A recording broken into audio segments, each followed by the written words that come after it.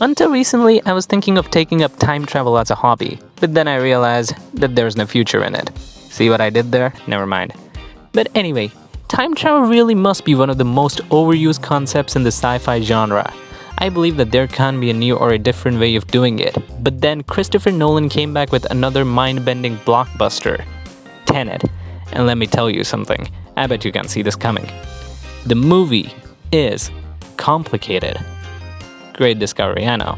But really, there are more than a dozen reasons why Tenet can be confusing and at times complicated, whether it be the armies running backwards, the cars crashing and uncrashing, the buildings exploding and unexploding, but we aren't going to talk about any of that.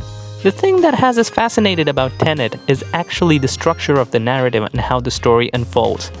So put on your uninverted thinking caps and oxygen masks because we are going to decipher the structure of Tenet. A palindrome is a word, phrase, or a sequence that reads the same forwards as well as backwards. One such word, for instance, is Tenet, the name of the secret organization that recruits the protagonist at the beginning of the film to help them stop the temporal apocalypse. And Tenet is also the key to Seder Square, a 5-word Latin palindrome which can be read in 4 different ways only to get the same sequence of words. And though the Seder Square is a palindromic in nature, the only word that is an actual palindrome is Tenet. Okay, now that we know all of that, so let's talk about the structure of the movie. Now, we don't really get a straightforward introduction to Andrei Sator the villain, but then again, hardly anything about Tenet is straightforward. And although we don't see Sator right in the beginning of the movie, but we do get to see the object conceived out of his actions. An artifact that holds the fragment of the algorithm that will trigger the doomsday device which will cause the apocalypse.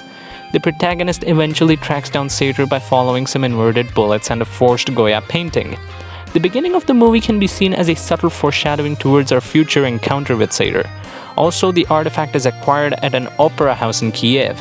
Opera is also the second word in the Seder Square.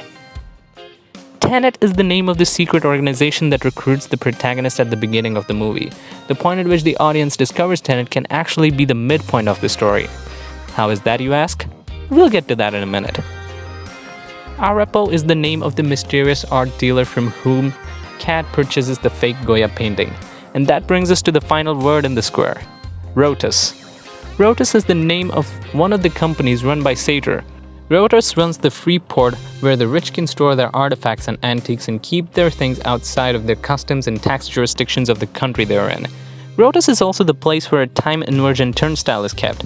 And by the way, the word rotus in Latin means to rotate or to turn, which is also how the inversion turnstile works. Nolan movies are quite famous for playing around with the conventional structure of stories, whether it be the multiple perspectives in Dunkirk that take place on different temporalities, or in Memento where the story unfolds in complete reverse. It has shifted timelines and viewpoints in quite some innovative ways, creating his own style of storytelling. But with Tenet, Nolan goes full-on Nolan, not just shifting the perspective and timelines, but reversing the very way the action happens in the movie. We are just thrown in the midst of the things at the beginning of the film, and it won't be surprising if the first third of the film had the audiences scratching their heads. But in the second half, after Kat gets injured in an inverted bullet, and all the Tenet folks invert themselves, things start to take more definite shape. Tenet makes the character ask a question in the beginning of the movie, and then it makes the same character not only find an answer, but become the answer to the same question.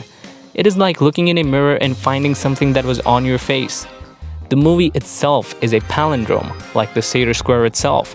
As we have already explained, a palindrome is a word, phrase, or sequence that reads the same forwards as well as backwards. The first half runs forward and seems pretty conventional, but the second half runs backwards and answers the question that the first half was asking.